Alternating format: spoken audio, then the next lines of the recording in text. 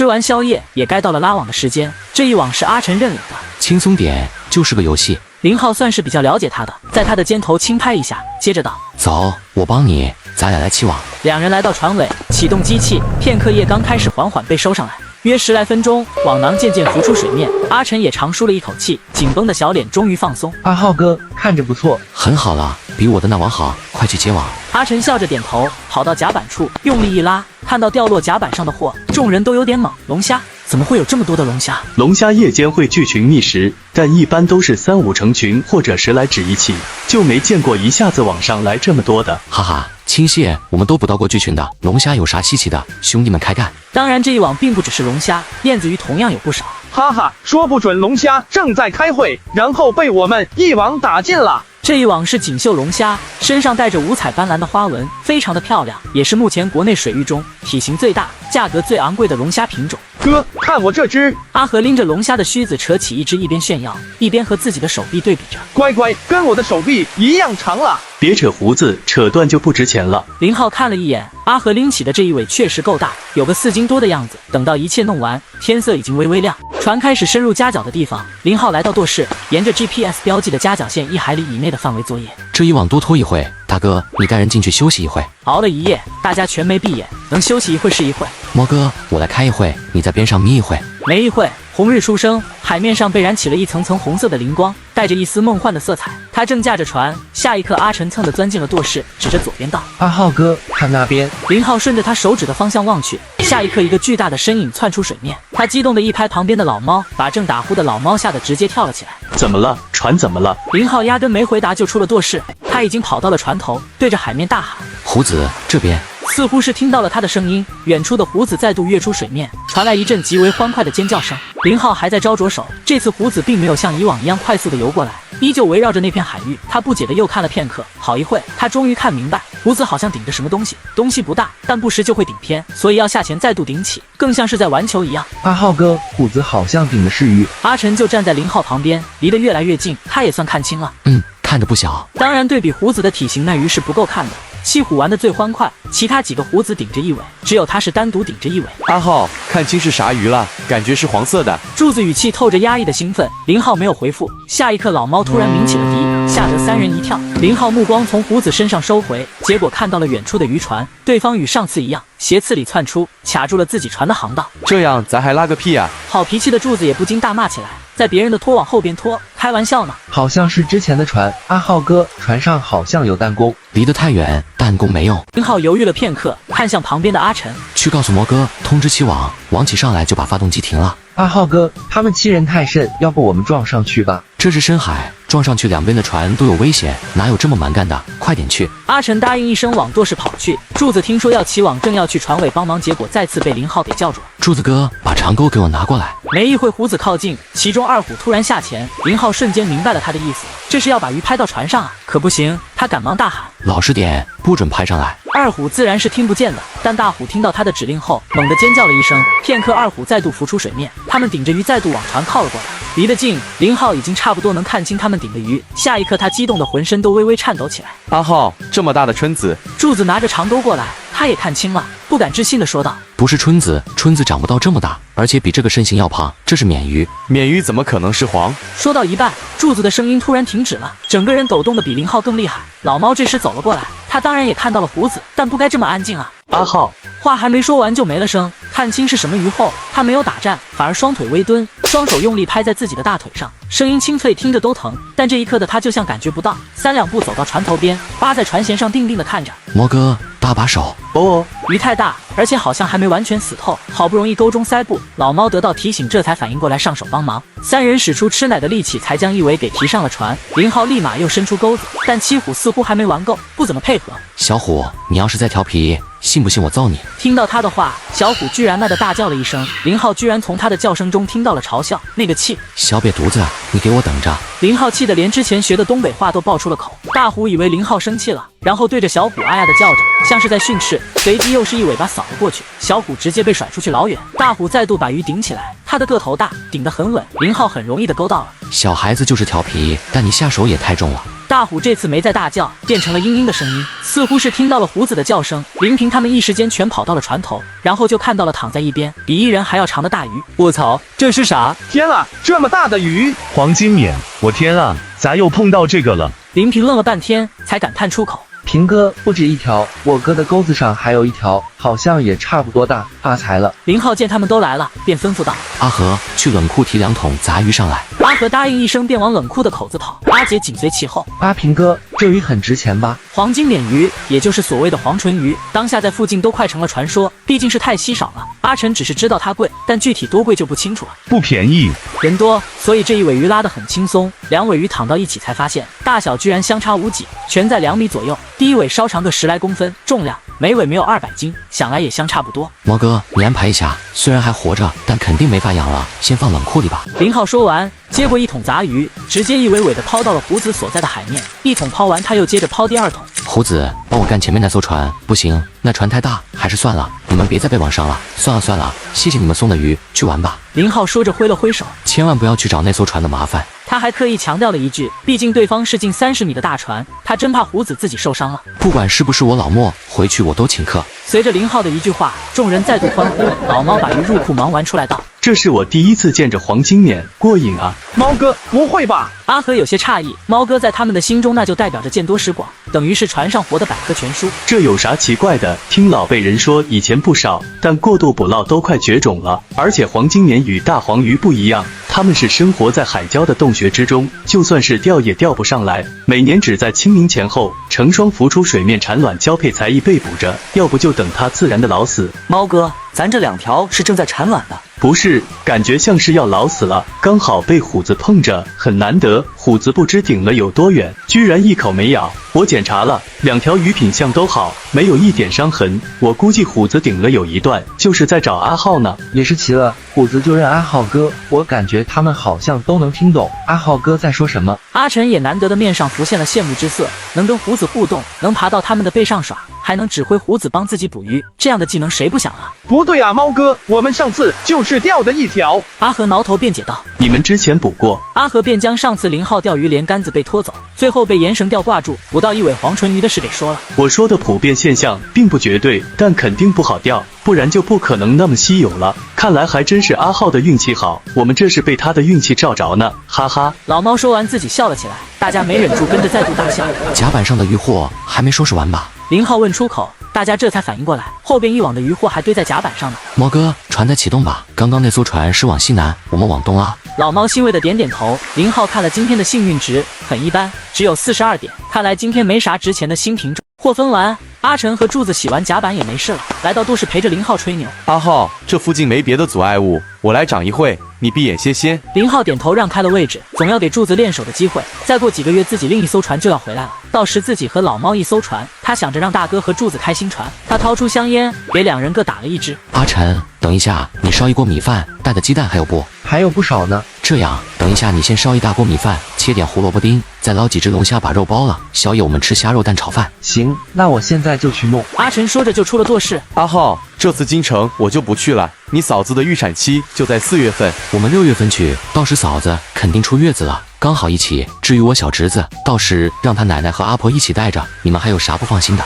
见柱子犹豫，他自然不能硬性要求。你回去和嫂子商量一下，嫂子怀孕不容易，好不容易出了月子，带她出去走走挺好的。我听说怀孕的女人容易焦虑，刚好也能散散心。行，听你的，我回去和你嫂子说。还有件事，上午别我们的那艘船，好像与出海时别我们的是同一艘，很显然这是针对我们。要不等靠岸后，我找几个人去盘道。柱子想起另一事，岔开话题道：我差不多能猜着是谁，这事你就别管了，我能应付。我的意思是，找几人先别管其他的，把他们揍一顿再说，放心保证到不了你这里。柱子哥，我还会不相信你吗？至于说揍人倒也行，你等我通知上岸咱再商量。林浩当然有火，毕竟被一艘船恶心了2次，他也不是高尚的人，更不是老实人，所以有些手段他是不介意用的。林浩把起网的时间安排在夜里的3点左右，柱子则去跟阿晨一起起网。阿浩，我跟阿晨忙不过来啊，很难分拣，全是虾。这一网果然全是虾，个头比9节虾还要稍小些，红彤彤的颜色极为养眼。恰在此时，老猫刚好起来了。魔哥，你咋？出了一身汗，现在好了。我天啊，这里咋会有樱花虾的？说着，他就转身回了仓柜，片刻又回来道：“我把人都叫出来，抓紧时间分，能养活尽量养活着。这个虾死的价格只有活的1/5。悬殊这么大。”阿成吃惊了，一般海鲜死的会折价，但也有活的5、6成价，这个虾居然相差5倍，太夸张了。这虾活的是刺身极品，死的口感就不好了，抓紧动手。阿浩，别傻站着，舵室没人呢。林浩轻哦一声，转身跑回了舵室。林平他们全部起来，势必要将虾趁活着，尽量快的入活仓，差不多又该收网了。看到上来的网囊大小，阿策暗松一口气，一网的大黄鸡比林浩那一网多，自己不垫底，不拉后腿就够了。绕过一个大弯，现在离港口应该还有6个小时的航程。林浩看了一眼表，计算了一下时间，果断有了决定。毛哥，通知收网，网一收上来，我们全力往回赶。还可以再拉2个小时的，我们离得不远，现在回去最多4点。别赶在最后一刻，大家肯定都这样想，早点回去我们也能早结束，不然排队估计要弄到半夜，咱的货还要卖呢。老猫想着也是，当即对着喇叭通知大家起网。毛哥，这一网该你了，我来掌舵。哈哈哈，这么认真的吗？行，看我的收官之作，肯定又是丰收的一网。老猫笑着出了舱室，林浩一边开船，一边注意着收网的进度。看不清道甲板上具体的渔获品种，但他能看清网囊中海获的多少啊！是泥猛，有5000多斤。阿浩哥，咱真去京城吗？阿策兴奋的不行，年轻人嘛，哪有不喜欢出去玩的？见最后一网上来尘埃已定，他还专门跑到舵室来确认一下，必须是真的，暂定6月份。耶！阿策欢呼一声，然后就转身跑回了甲板。林浩加大油门，开始全力往港口赶，嘴里哼着外婆的澎湖湾，突然想着是不是把船改装一下，加一个功放音响啥的。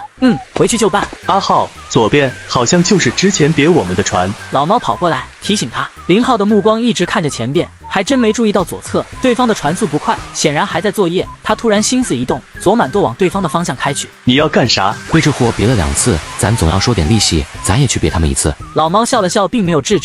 说到底，他也是一肚子不爽。不过不等林浩提速，就发现那艘船的右边几个巨大的身影窜出水面。卧槽，是胡子！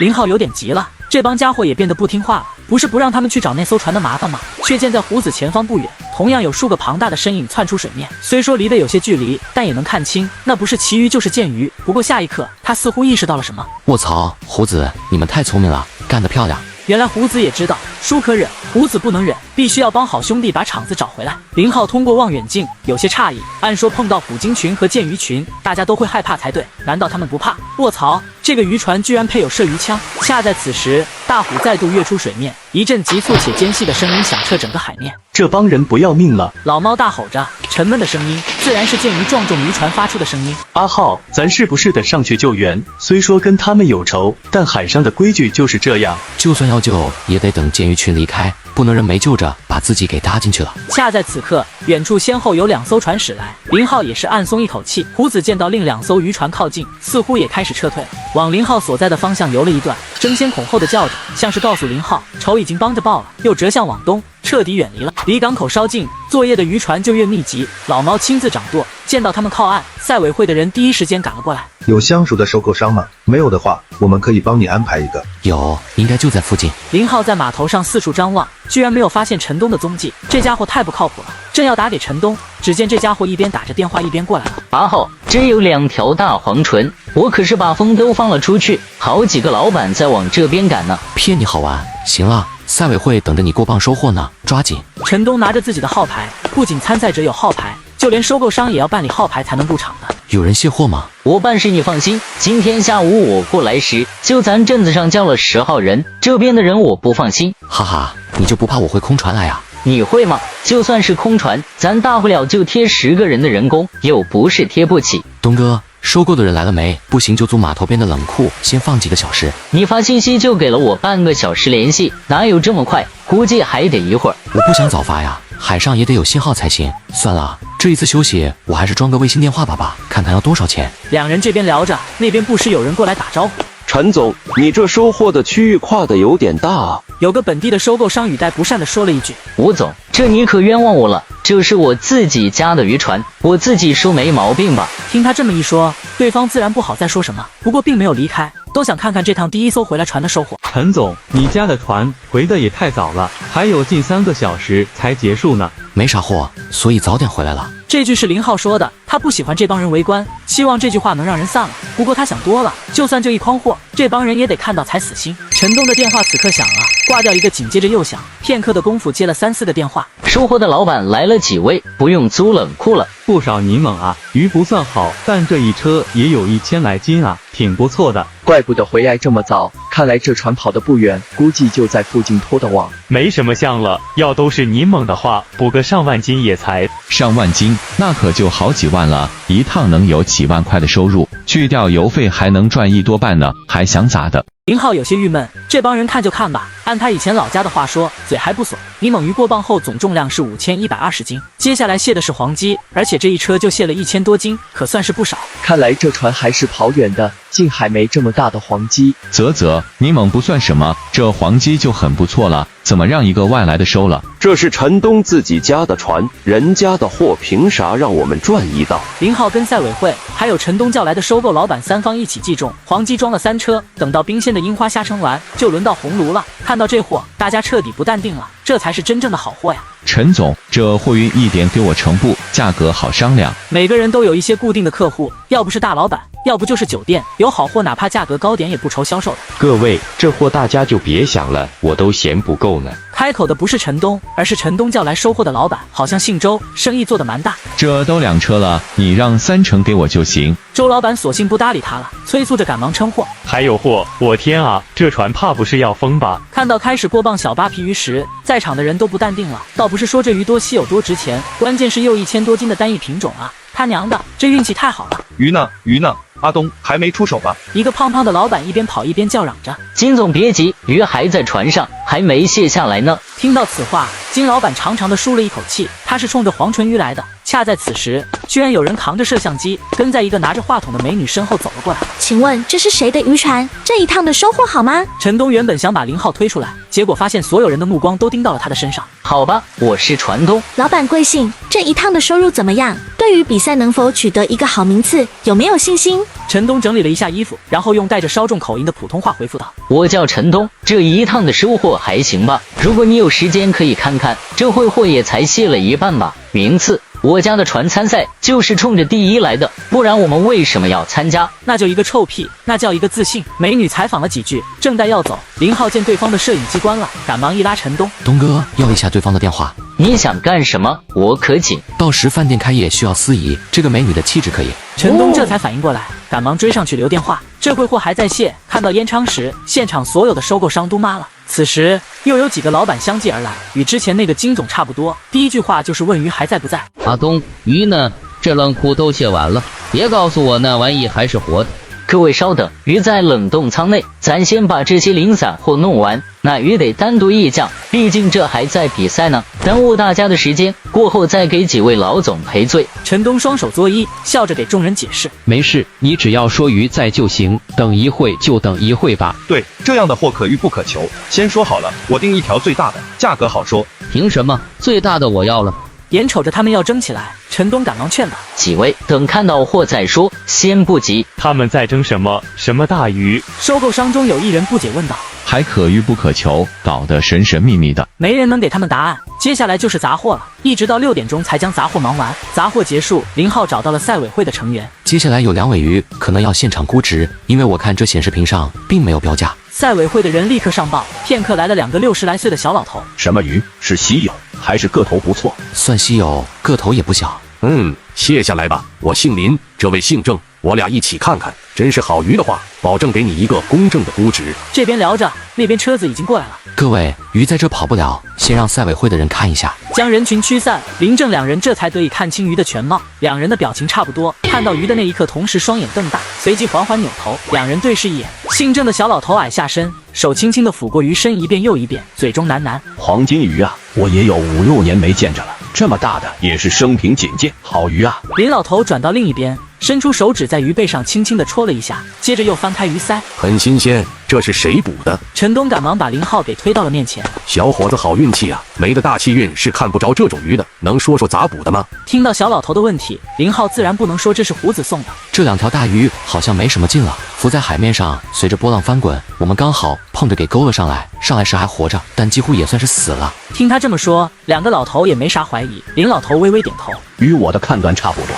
这2条鱼太大，自然老死，不然你们是捕不到的，还是运气好啊。林浩不想再这么议论下去，拱了一下身边的陈东，对方秒懂试探的问道：二位老先生，这2条估个什么价？林郑两人对视一眼，居然皆缓缓的摇了摇头。郑老头开口道：不好估，说50万糟蹋，说200万也是他。可是咱不是还在参赛，这个收入要纳入。陈东的话没说完，就被林老头打断。我看不少收购的在这，要不你们现场交易，就按交易价格来算吧。这样严格来说是不符合规范的，因为有作弊之嫌。但林老头觉得，就凭捕到这2尾鱼，那么这艘船的第一就已经稳稳的了。这种情况下，还有必要作弊吗？陈总，80万匀我一条怎么样？其中有一个收购商迫不及待的开价。陈东面上笑嘻嘻，心中早就 MMP 了。80万，你还好意思开口？没里面货，扭头看向几个老板道：几位，这里就2条，你们看怎么弄？阿东，你小子太不老实了，就2条你通知这么多人。金总，我要是不通知你，你过后不得把我埋怨死啊。这倒也是，全通知道这是阿东做的没毛病。各位，我先开一口价，这条大的我出158万，怎么样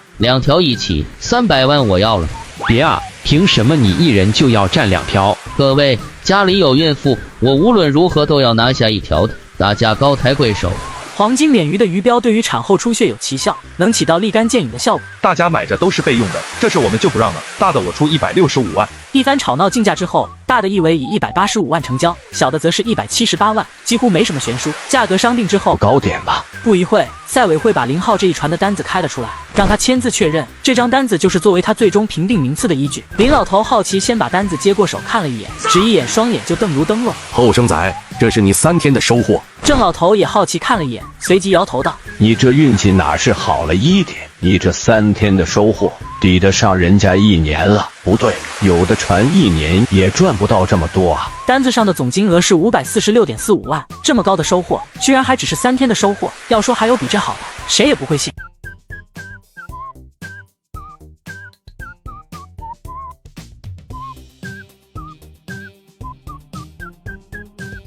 大家的分成到时打给你们，今天回去好好休息，明天在镇上聚餐，兑现我的诺言，一个都不能少啊！阿浩，我看再隔2天吧，等咱的第一下来后庆祝更痛快。第一是第一的，这一餐是我打赌输的，不一样，就这么说定了。带上自己的收获，快点回家吧。一切忙完，众人再度上船，把船开到了镇上码头停好。林浩3人也骑上3轮车回了家。